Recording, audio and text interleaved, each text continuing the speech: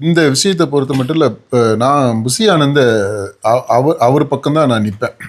ஏன்னா அந்த பேட்டி எதுக்கு, அந்த சூழ்நிலை போராட்டம் நடந்துகிட்டு இருக்கிற இடத்துல நீங்க ஊடகவியலாளர் எல்லாம் போய் கேட்குறீங்க.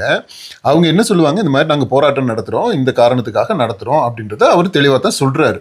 அதுக்கு மேல அந்த வக்ஃபு சட்ட திருத்தம் பற்றி விவாதிப்பதற்கான இடம் கிடையாது அது.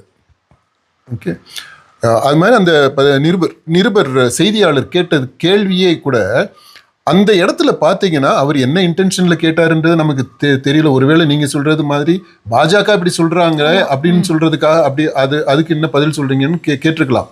ஆனால் அந்த இடத்துல அவர் கேட்ட தொனி, அந்த இடம், த டைம் இருக்குது இல்லையா, time and the place setting, அதில் பார்க்கும்போது அவர் கேட்டது இந்த புசி ஆனந்துக்கு எதுவுமே தெரியல, ஹீ இஸ் வெரி இக்னரண்ட் அப்படின்னு சொல்லிட்டு அவருடைய இக்னரன்ஸை வெளிப்படுத்துறது மாதிரி, எக்ஸ்போஸ் பண்றது மாதிரி, அதுக்காகவே கேட்டது மாதிரி அப்படி ஒரு துணி தான் இருக்கு. அதைத்தான் இந்த ட்ரோல்ல எல்லாருமே பண்ணிக்கிட்டு இருக்காங்க. ட்ரோல் பண்றதுனால அப்படி இருக்கு. ஆனா அவர் செய்தியாளரா அவர் பிஜேபி இப்படி சொல்லுது, அதுக்கான உங்கள் பதில் என்ன அப்படிங்கிற தோரணையில தானே அவர் கேட்டிருக்காரு. நாங்க அந்த இடத்துல வக்ஃபு இந்த சட்டத்தை பத்தி டிஸ்கஸ் பண்ணல, அதுக்கான இடமும் கிடையாது. அதான செமினார் அங்க நடந்துகிட்டு இருக்கு, நீங்க அதை பத்தி பேசுறீங்க.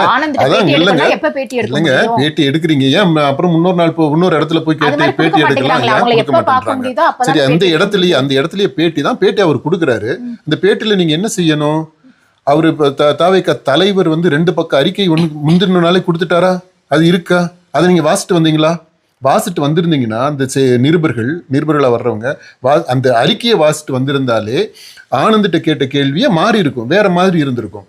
நம்ம ஹோம்ஒர்க்கே பண்றது இல்லைங்க. நிருபர்கள், செய்தியாளர்கள் பெரும்பாலானவங்க எந்த ஹோம்ஒர்க்குமே பண்றது கிடையாது.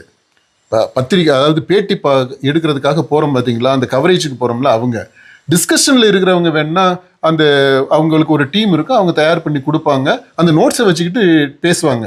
அந்த ஆங்கர்ஸ் எல்லாம் அப்படி தான் நோட்ஸை வச்சுக்கிட்டு பேசுகிறாங்க, அவங்க தயார் பண்ணுறது இல்லை பெரும்பாலும். அது அங்கேயுமே இருக்கு, சொல்ல முடியாது. பெரும்பாலும் அவங்க தயார் பண்ணுறதுல அவங்க தயார் பண்ணி கொடுக்குறதா வச்சுக்கிறாங்க.